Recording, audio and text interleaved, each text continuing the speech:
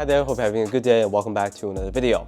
We have something different today. It's a question that I've been asked quite a few times and also one that I ask myself a lot when I choose not just a shoe to hoop in, but also which colorway to get. And it's not just how they look. Today we're talking about the type of outsole it has, whether it's solid rubber or translucent, and what type of difference does it make on the traction performance of court.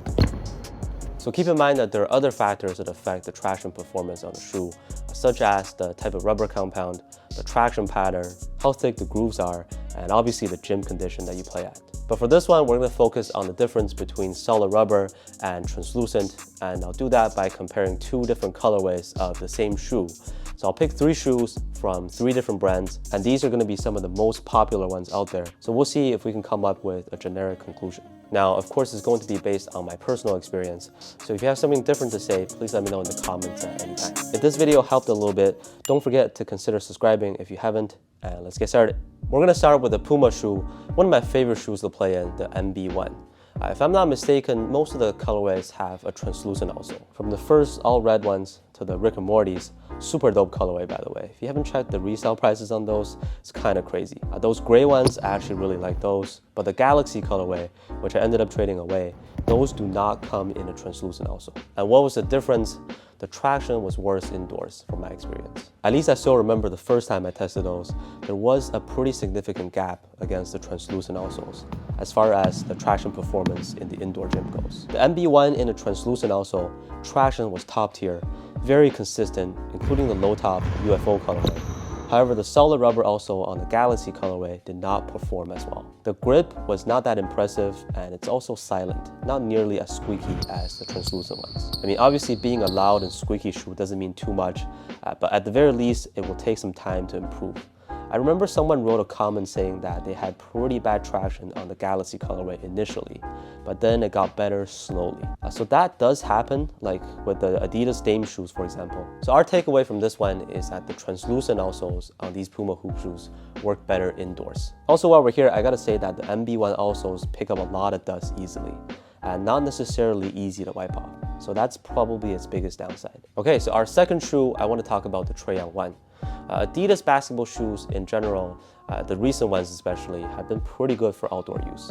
I play in the Harden Volume 6 outdoors, and these of course, and they're holding up very well. The outsole is pretty durable. So one notable difference here between this cotton candy colorway with the solid rubber outsole and this ice tray colorway with the translucent outsole is the performance outdoors or durability. The pink pair is one of my go-to outdoor shoes.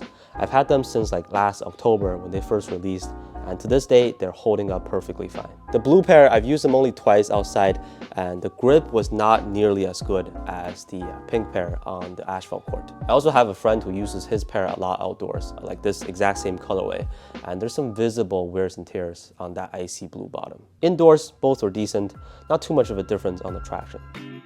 So from the Trae 1 comparison, the solid rubber one plays better outdoors and has better durability for extended use. All right, so moving on to our third shoe, let's go to Nike. It's one of their most popular shoes right now, and I see a lot of people playing in them, the Kyrie Infinity. So the Valentine's Day colorway, which has a nice combination of pink and blue on there, has a translucent outsole. And that also actually glows in the dark too, not that it matters. Many of the other colorways have a regular or solid rubber outsole, like the Lounge version. And what is the difference here?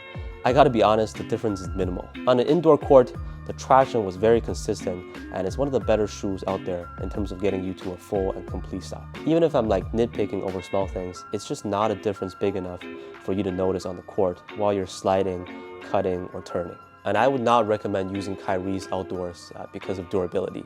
So unlike the Puma MB1, where the translucent also worked better indoors, on the Kyrie Infinity, they were basically the same. That kind of goes to tell you that it does vary from one shoe to another. So for our conclusion, just keep that in mind.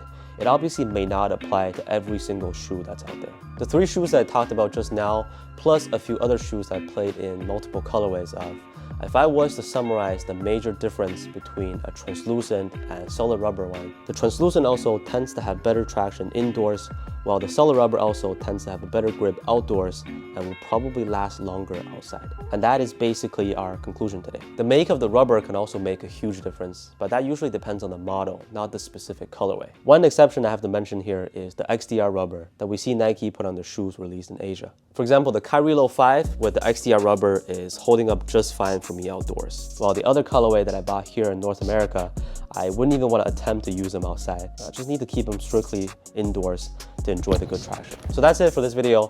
Please feel free to share your experiences playing in different colorways down in the comments, or if you had a different experience from mine, let me know as well on which type of outsole gave you the better traction. For me, once again, I go for translucent for indoors and solid rubber for outdoors. Thank you so much for watching, and I'll see you on the next one.